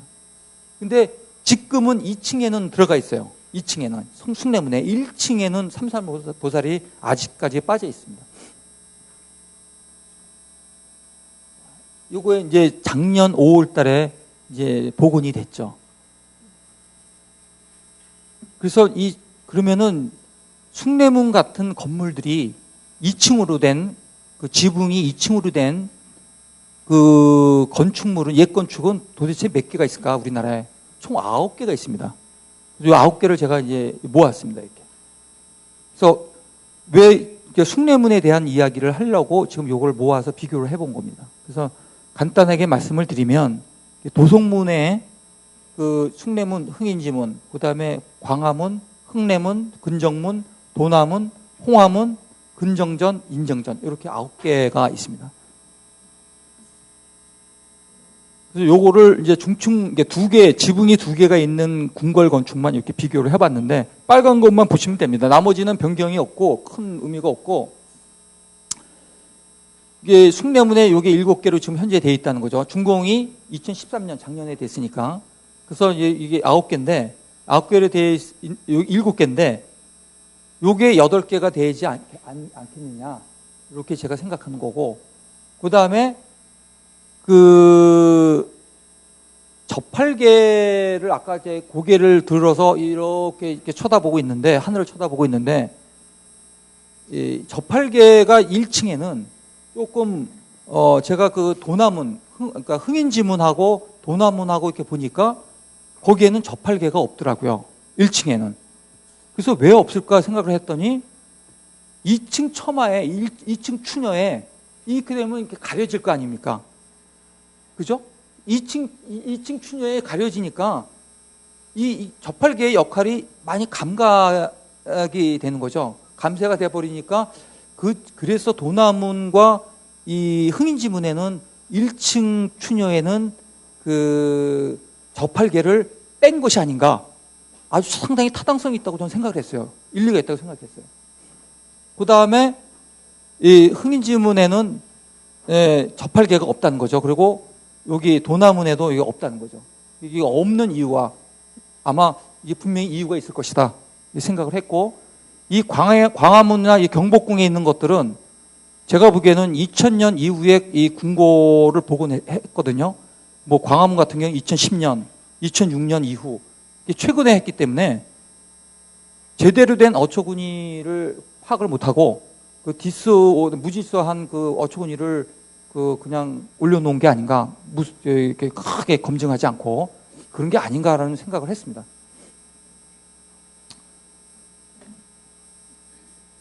요거는 이제 그 숭례문의 옛날 자료인데 간단하게 얘기하겠습니다. 1902년도의 사진이에요. 근데 이 어처구니가 다 떨어져 나가가지고 하기는 어렵지만 간격을 제가 이제 건축가니까 멀리서 보더라도 그 간격을 잴 수 있습니다. 그게 간격을 보면 그게 여지가 있다 없다를 가늠할 수 있는데 제가 보기에는 8개도 가능한 그 간격이 나오더라고요. 그래서 그래도 이건 추정이기 때문에 제가 확실하게 말씀을 못 드리고, 그 다음에 요것을 보면은 1904년도에 숭례문의 사진인데 지금 복원한 그 숭례문을 복원한 것이 여기에 보면 이게 총 7개입니다. 아마 이 사진을 보고 지금 그 문화재청이나 지금의 숭례문이 이 사진을 근거로 복원을 했고 거기에 자신감을 갖고 있는 것 같습니다. 근데 그렇게 7개가 큰 의미는 없다는 거죠. 원래 8개가 더 큰 의미가 있지 않을까라는 생각을 하는 거죠. 이거 뭐야? 요거는 1963년도의 사진인데 1963년도부터 2008년 화재가 나기 전까지 이 8개입니다. 그때 그러니까 1963년도부터 2008년도 화재 나기 전까지는 변함없이 꾸준하게 1층의 어처구니는 8개였습니다. 그런데 이제 2013년 작년에 이제 7개로 충분한 내용도 없이 7개로 줄어들었다는 거죠. 요걸 한번 보실까요? 1985년도 예경산업사에서 출간한 책에 국보라는 책이 있어요. 국보 4에 보면 이분 황수영 박사님이 쓰신 건데 1398년 초창기의 숭례문이다라고 이렇게 사진이 게재되어 있습니다. 근데 보면은 이게 8개가 들어가 있습니다. 그런데 여기에서도 이제 제가 자세히 이렇게 살펴보니까 초창기에는 아까 말씀드렸지만 어처구니가 조선시대 중기 이후에 탄생했기 때문에 이 어처구니는 여기서는 예외로 이 황수영 박사님이 어처구니까지 1398년이라고 보시지는 않았을 거라고 봅니다. 그냥 일반적인 이 건축물의 구조나 의장이나 양식이나 이런 것을 그 1398년 초창기의 숭례입니다. 이렇게 표를 이렇게 쓰신 것 같고, 어처구니가 8개인 건 분명한데 이 사진은 제가 보기에는 어처구니까지는 이 황수영 박사님이 짚지 않고 하신 게 아닌가 이렇게 생각이 듭니다. 황수영 박사님이 그래도 뭐 워낙 큰 인물이신데 다 짚고 가실 뻔도 한데 어처구니는 안 짚으신 것 같습니다. 그래서 제가 조심스럽게 말씀드리는 거고, 또 신영훈 선생님이 있어요. 우리 그 대목장이신 신영훈 선생님도 한국의 미라는 책이 있어요. 한국의 미의 14권을 보면 1984년에 이제 초판을 한 건데, 신영훈 선생님도 1448년대의 숭례문이다 이렇게 해가지고 여기 보면 8개입니다. 1층이. 근데 그러면 신영훈 선생님도 이거를 또 못 짚고 넘어가셨을까? 그렇지는 않을 것 같은데 제가 보기엔 또 못 짚고 넘어가신 것 같습니다. 그래서 이 어처구니는 아마 이게 1448년이면 제가 조사한 바로는 이 지금의 어처구니는 1500년 이후에 오승훈 그 소유기 저자도 명나라 중기 그때도 1500년대 사람이고, 그 다음에 그 영향을 받아서 우리나라도 중기라고 그러면 1500년이 지나야지 이제 조선 중기라고 치는데, 그 전에는 아마 어초군이는 이런 모습은 아니었을 것이다. 예, 그런 생각이 저는. 그래서 신영훈 선생님도 이 어초군이는 좀 놓치신 게 아닌가 그런 생각을 좀 합니다. 감히 합니다. 감히. 그 다음에 요 부분은 이제 2013년 최근이죠. 최근에 이 동대문 흑인지문의 어초군이의 모습입니다. 그래서 이제 숭례문을 기준으로 해가지고 숭례문을 기준으로 해서 요곳을 이제 보수가 들어간다면 요게 이제 숭례문에 맞춰서 8개짜리가 영영 없어지고 7개로 바뀌지 않을까 우려되는 부분입니다. 그래서 지금도 8개로 되어 있습니다. 지금 가보시면 여기는 제가 최근에 찍은 거니까 가보시면 8개로 되어 있습니다. 그래서 그거를 제가 이제 강조드리는 거고. 그래서 이제 이 의문점은 지금 제가 다 말씀을 드렸기 때문에 뭐 그렇게 다시 이렇게 말씀을 안 드립니다. 그리고 그 자세한 거는 그 지금 그 자료 페이지 9쪽을 보시면 다 나와 있을 겁니다. 그 다음에 이제 숭례문 어초군이를 비교를 한 거죠. 그러니까 요거는 도표로 빨리 제가 간략하게만 설명해 드리겠습니다. 그 빨간 것만 보시죠. 빨간색만. 이 빨간색 바꾸느라고 제가 어제 조금 늦게 잤습니다. 빨간색 바꾸느라고. 그래서 그 2008년도 화재전과 복구 후를 이렇게 비교한 건데, 이렇게 되어 있던 그 인물들이 이렇게 바뀌었습니다. 요런 인물, 1층에 있는 요런 인물들이 1층, 2층에 있는 인물들이 2010 바뀔 때 이렇게 바뀌었습니다. 이렇게.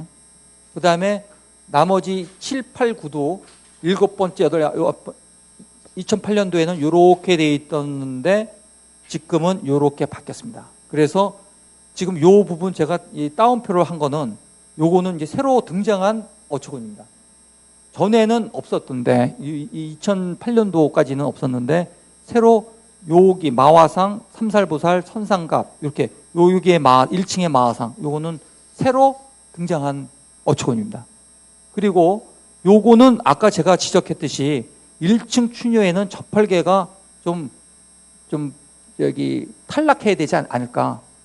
네, 그런 의도에서 제가 이걸 한 거고, 그 다음에 여기에는 예전처럼 8개로 들어가야 되지 않을까라는 의미에서 3개의 다운표를 해놓은 겁니다. 그래서 요걸 보실까요? 그 다음을 보실까요?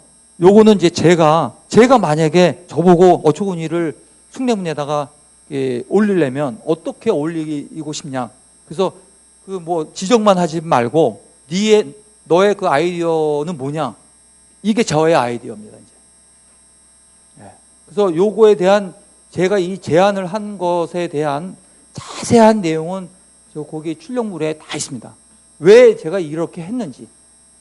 그래서 잠시만 말씀드리면 지금 현재 2013년에 복구한 현재의 모습입니다, 이게. 현재의 모습에서 제가 제안하는 거를 설명을 해 드릴게요. 저는 이제 국보 1호기 때문에 이 11개의 어초군이가 한 건물에 추녀에 다 있었으면 좋겠다는 생각이에요. 그러니까 국보 1호니까 다 볼 수 있으면 좋겠다. 숭례문에서 우리나라의 한국의 어초군이라는 존재 11개의 종류를 다 보면 좋겠다. 딴 데서는 안 봐도 상관이 없는데 숭례문에서만이라도 다 등장이 됐으면 좋겠다는 거죠. 제 바람은. 그래서 요 9번째 천상갑을 우리 맨 11번째 모름지기로 바꾸는 거죠. 그 다음에 지금 이제 1층을 보면 1층을 많이 이제 대대적으로 손질을 보는 거죠. 1층에 이 저펄개가 이제 잠깐만 그 2층 추녀 때문에 좀 방해가 되니까 요거를 빼면 나머지들이 이동을 하죠. 이동을 하면서 이제 제가 아주 주목하고 있는 삼살보살을 여기에 집어넣을 수가 있습니다. 이 삼살보살이 1층에도 있고 2층에도 있고 막강할수록 좋습니다. 사실은 이 관세음보살과 이 손오공은 있을수록 좋죠. 왜냐면 이것처럼 능력이 초능력을 갖고 있는 인물이 없으니까. 이게 제 바람이죠. 그렇게 봤고, 그 다음에 이제 천상각과 여기서 끝에 나토드도 여기에 등장시키면 골고루 등장되면서 다 있고, 또 강력한 힘이 더더욱 또 세질 것 같고, 그렇습니다. 이것이 저의 아이디어입니다. 그래서 제가 건축가라서 그런지 저는 이런 거를 자꾸만 이렇게 만들고 싶습니다. 그래서 만들고 싶은데 이런 기회가 없으니까 이제 이런 자리를 통해서 제가 말씀을 드리는 겁니다. 이제 오늘의 이야기를 이제 마무리하겠습니다. 이제 그래서 그 인쇄물에 제 마무리 맺은 말도 다 이렇게 소상하게 다 적어놨는데요. 그 한번 돌아가신 길에 한번 다 천천히 읽어보시고 꼭 하고 싶은 말을만 제가 읽겠습니다. 물론 이제 여러 가지 다른 제안은 얼마든지 있을 수 있다. 다양한 것은 다양한 것은 그 반가운 일인데 앞으로 하나의 모범을 지나 모든 것의 표준이 되는 경우는 그리 흔하지 않다. 숭례문의 가치와 의미는 결코 하나의 샘플이 아니고 우리나라의 옛건축의 기준인 것이다. 이렇게 제안하는 목적은 우리나라 국보 1호로 다시 돌아온 숭례문이 상징하는 의미와 효과가 여러모로 크기 때문이다. 지금까지의 이야기는 눈에 잘 띄지도 않고 내용도 알려지지 않으며 그 존재의 가치도 제대로 알 수 없는 어처구니 제자리 찾기 위한 작은 시도의 하나로 보면 될 것이다. 이상입니다. 지금까지 들어주셔서 감사합니다.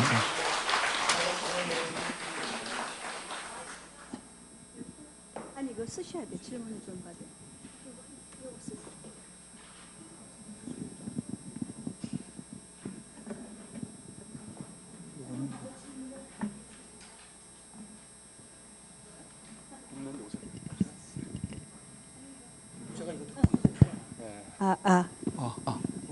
예, 잘 들으셨죠? 아주 재밌죠? 정말 우리가 그야말로 어처구니 있는 세미나를 가졌습니다. 그렇죠? 저도 사실 궁금한 게 몇 개 있는데 일단 객석의 여러분들이 궁금한 것을 질문해 주시기 바랍니다. 아까 네. 맺은 말이 요거는요. 그 오늘 새벽에 제가 맺은 말을 또 쓴 겁니다. 그러니까 그 발췌한 거는 며칠 전에 제가 드린 거고 요거는 또 꼭 말씀을 드려야 될 것 같아서. 네. 그렇습니까? 네, 혹시 궁금한 거 있으면 질문해 주시기 바랍니다. 예. 김태현 교수님. 선생님 수고하셨습니다. 그런데요, 이 어처구니를 궁굴이나 아까 서원이라든지 사찰 이런 데만 썼는데 민가에서는 전혀 쓸 수 없었는지 무슨 규제가 옛날에 조선시대에 있었는지 이런 것이 궁금합니다. 규제가 어디에서 있었다는 근거는 없고요. 그건 없습니다. 지금 제가 그 논문을 봐도 그 어떤 책에 뭐 의뢰 속에 뭐 있다 이것까지는 제가 이렇게 확인을 못했고요. 논문 속에서 보면은 규제가 있다고는 얘기는 저기 쓰여져 있어요. 근데 그것까지는 제가 확인을 못했는데 국가적으로 쓰지 못하겠습니다. 우리나라는 국가적으로 쓰지 못하겠습니다. 궁궐에만. 네네 그렇습니다. 왕하고 관련된 외에는 쓰면은 아마 큰일 날 일이죠. 네, 그래서 아마 못했습니다. 그런데 아까 그 일본에는 없다 그랬잖아요. 네. 근데 일본의 불교가 굉장히 융성했어요. 한때는 그러니까 뭐 국교라고 할 정도로 그랬는데 왜 일본에는 그걸 하질 않았을까요? 그러니까 어처구니가 이제 아까도 말씀드리지만 그러니까 우리나라의 한국의 어처구니는 조선 중기 이후부터 나온 거고 그 이전에는 잡상의 형태로 있었어요. 그러니까 고려 불화나 조선 전기까지의 그 지금 발굴하고 있어요. 저기 그게 어느 절이죠? 그 이성계 지금 발굴하고 경기도 이성계 강비 회암사 거기에서 발굴이 됐어요. 잡상이 발굴이 됐는데 형체를 잘 못 알아봅니다. 있긴 있어요. 그러니까 잡상으로 발견이 됐는데 그것이 어떤 형태인지가 불분명한 거죠. 그래서 지금의 모습의 어처구니의 모습은 아니에요. 추정을 해봐도. 그래서 있기는 있었어요. 잡상이 분명 형태가 있었는데 고려 불화에도 보면 그 그림 속에 표현이 돼 있습니다. 있는데 그리고 또 요거 또 말씀드릴 수 있는 거는 그 경천사지 그 탑 있잖아요. 예. 경천사지 탑의 그 기단을 보면 2층 기단을 보면 거기에 손오공이나 저팔계나 이런 사화상이나 다 있습니다. 거기에 이게 그 조각이 돼 있어요. 상주 마련 탑이요, 탑. 탑 있는데. 네, 탑 기단이요. 예, 기단이 1층과 2층이 있는데 기단 2층에 보면 그 부조로 다 돼 있습니다. 그 얘기는 뭐냐면 그 탑이 조선 전기의 탑이지만 초기의 탑이지만 사실은 그것이 조각될 정도 되면 그거는 고려까지도 올라갈 수가 있거든요. 그러니까 고려 시대에도 분명히 이 잡상은 존재했을 것이다. 그리고 그 얘기는 뭐냐면 그 서유기를 쓴 오승훈이라는 그 저자는 명나라 중기 시대의 사람이지만 그 이전에 이미 그런 인물들의 이야기들은 이미 많이 회자되고 있었다. 고려 시대부터. 그러니까 명나라 이전부터도 회자되고 있었는데 그것을 이제 집대성하고 정리한 사람이 오승훈일 뿐이다. 저는 그렇게 보죠. 그래서 우리나라에도 그 조선 중기 이전에도 잡상은 분명히 있었다는 거죠. 네, 그 손오공도 있었어요, 사실은. 손오공도 그 경천사지 탑을 보면 그걸 보면 손오공도 분명히 있어요. 근데 다만 이제 그 우리나라 지금 볼 수 있는 어처구니가 지금 딴 데 근거가 돼 있어서 초기에도 있다. 이런 그 근거를 잡을 수가 없다는 말씀을 드립니다. 일본은 왜 어처구니가 없냐면, 그러니까 제가 방금 말씀드리는 거는 거기 시대적으로는 그 아주 옛날에 일본이 그 불교가 융성이 됐지만 요 시기는 고려 이후로 지나야지 어처구니가 등장됐죠. 네. 시간차의 개념 때문에 그렇다고 봅니다. 그런데 가령 칠궁이라든가 또 이제 그 강비가 저기 묻혀 있는 정릉 같은 여성묘에는 삼장법사가 아까 없습니다.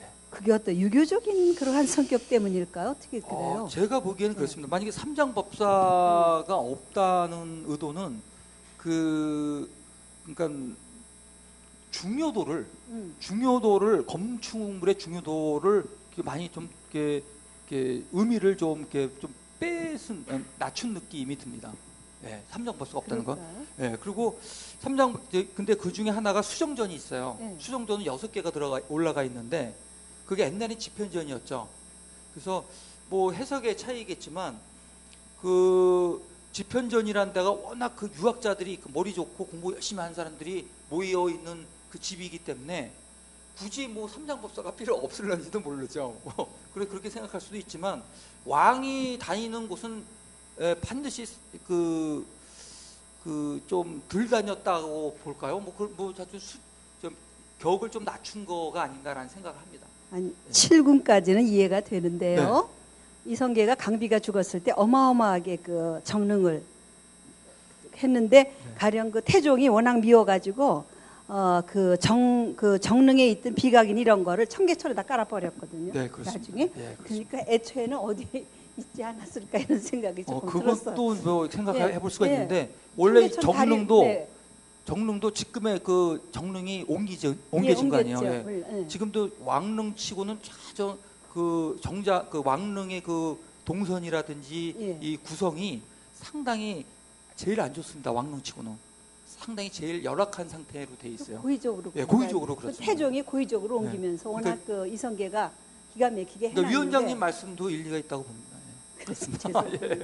그리고 자꾸 죄송한데 아까 양수가 짝수라 그러셨어요? 내가 홀수요. 양수는 홀수죠. 양수 원래 우리가 수할 때요. 홀수 짝수에서 홀수는 양수고 짝수는 음수라 그러거든요. 근데 아까 제가 잘못 들었네. 그건 확인하는 거였습니다. 그렇죠? 양수는 홀수고 홀수가 양수고 짝수는 음수. 음수죠. 예.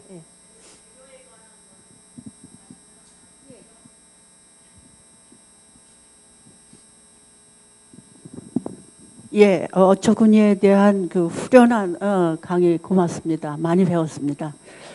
그런데 상징적 의미하고 그 개수에 대해서 말씀을 해주셨는데 그것이 어처구니가 무엇으로 만들어졌는지, 진흙인지 나무인지 나무로 깎은 건지 그래서 색을 칠한 건지 기와 재료하고 똑같습니다.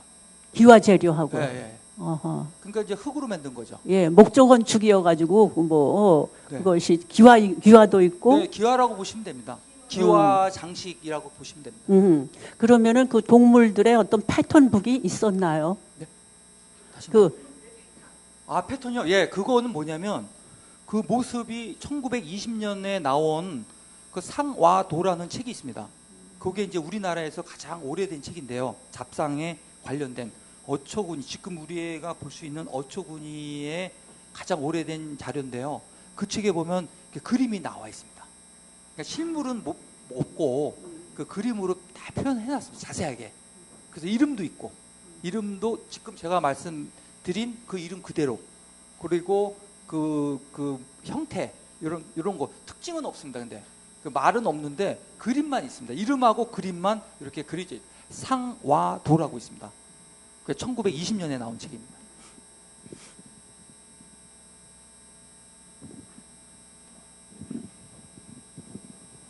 시간이 많이 지났기 때문에 한 번만 더 봤죠. 간단하게. 아주 재밌게 들었습니다. 그냥 지나다니면서 사실은 저는 어처구니는 우리 맷돌에 손잡이를 어처구니라고도 들었거든요. 그래서 그 용어가 어떻게 글로 올라갔나 하는 얘기하고, 그 다음에 두 번째는 서유기가 몇 년도에 쓰였습니까? 한 1500년대 쓰여졌죠. 네. 그러면은 서유기가 어떻게 돼서 우리나라에 그 많은 그 소위 어처구니를 지붕에 얹을 만큼 그런 그 인물들이 그렇게 어처구니에 내용이 될 만큼 왜 그런 영향을 줬을까? 세 번째 질문. 조금 엉뚱한 질문인데요. 저는 여행을 하면 그 각 지방에 그 처마선이라고 그럴까? 그게 굉장히 각 나라의 그 아름다움을 특징 짓는 것 같아요. 근데 제가 네팔에 갔을 때 그 처마선의 아름다움보다 석가래의 장식을 통해서 건축을 굉장히 힘있게 장식한 걸 봤거든요. 그래서 건축을 하시는 분이니까 그 차이는 어떻게 생겨났을까? 네, 조금 질문이 너무 큽니다. 죄송합니다. 세 번째 질문은 나중에 말씀드리고요. 네. 첫 번째와 두 번째는 처음에 제가 다 말씀을 드렸던 내용이에요. 네. 예. 다시 한 번 더 말씀을 드릴까요? 예, 좀 늦게 오셔가지고 했습니다. 미리 했습니다. 다 예. 여기 PPT로 다 말씀을 드렸고, 예. 그 세 번째 말씀드린 거는 어느 나라의 네팔. 그 네팔의 문화하고 우리하고는 좀 다르죠. 예, 많이 다르죠. 그래서 네. 그 제가 보기에는 그렇습니다. 우리나라만큼 이렇게 고급 문화는 없죠. 옛 건축으로 따지면 정말 멋진 건축은 사실은 뭐 좀 보기 드물다고 저는 생각하고 그렇습니다. 정서가 맞아서 그런지 모르지만, 네. 글쎄, 그러니까 제가 우리나라 정서에 너무 이제 젖어서 그런지 모르지만 그렇습니다. 뭐 각 나라별로 문화가 다 다르고 문화별로 특징이 다 있기 때문에 뭐 폄하하거나 그럴 수는 없죠. 예. 그렇지만 저는 석가래하고 처마는 좀 하나는 이제 처마는 우리가 늘 이렇게 볼 수 있는 크게 볼 수 있지만 석가래는 우리가 직각으로 보잖아요. 예. 네.